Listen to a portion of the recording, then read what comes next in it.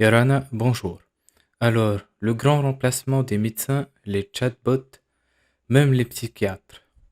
Donc en fait, cette nouvelle a été publiée le 19 septembre 2022 sur Réseau International. Donc de quoi est-ce que ça parle? En fait, c'est des robots. Il y a plusieurs types de robots qui vont bientôt être intégrés pour remplacer tout d'abord les soignants non injectés. Donc voilà pourquoi en fait le gouvernement ne veut pas réintégrer les soignants non injectés parce que en fait ça rentre dans le plan mondialiste. Donc du coup, ils ont prévu des robots médecins, on va dire ça comme ça. Et donc dans ces robots médecins, il y a les robots euh, infirmiers. Donc les robots infirmiers qui vont remplacer les infirmiers tout d'abord. Et ensuite, il y a les robots psychologues. Donc en gros, c'est comme si on parlait à un chatbot en fait. Et donc ce chatbot, il est là pour soulager psychologiquement les patients.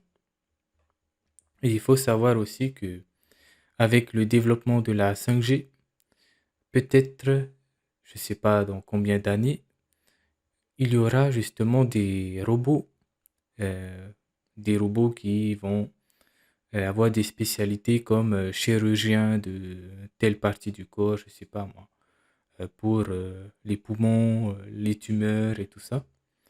Tout simplement parce qu'en Chine, ils ont déjà commencé de faire ces robots chirurgiens. Tout d'abord, en fait, les robots vont apprendre en fait des chirurgiens. Il faut savoir que les chirurgiens maintenant, ils peuvent par exemple, enfin, ils pourront faire leurs opérations à partir d'un endroit totalement éloigné de la personne. C'est-à-dire en fait que ils pourront utiliser des genres de robots, c'est-à-dire en fait c'est en ligne, hein, et ils pourront faire l'opération par Wi-Fi, on va dire. Et donc ils ont déjà pensé ce qui arrivera après, c'est-à-dire en fait les robots médecins, quoi. Et il y a ça aussi, mais il y a encore des robots beaucoup plus basiques, comme par exemple détecter les maladies des patients. C'est-à-dire, vous avez un patient, il a des symptômes, et on a fait des tests. Je ne sais plus si c'était en Chine ou en Amérique. Et plus le robot il s'entraînait, c'est-à-dire l'intelligence artificielle, il s'entraînait à reconnaître les symptômes, c'est-à-dire à dire, voilà, tel symptôme, c'est peut-être cette maladie-là.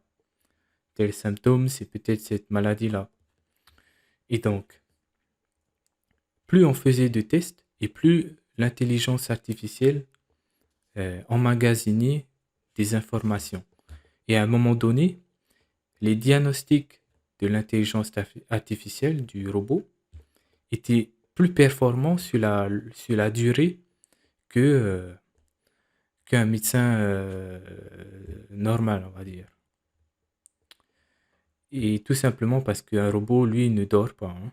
Un robot, il est toujours réveillé. Alors que si un médecin doit faire un diagnostic, il aura besoin, par exemple, euh, si il vient de commencer sa journée, il a bu son café et tout ça, tout va bien se passer, on va dire, il est au top de sa forme. Mais au fur et à mesure que les heures vont passer, on observe justement un déclin dans l'efficacité de ces diagnostics. Alors que le robot, lui, non. Lui, c'est la même chose en fait. L'efficacité est la même. Enfin, à part s'il a de nouvelles choses à apprendre, bien sûr, son efficacité va augmenter. Mais comme justement il n'est pas humanoïde, enfin il n'est pas humain, il n'a pas ce problème de fatigue. Donc du coup, c'est un progrès, mais aussi une involution sur le plan humain, on va dire.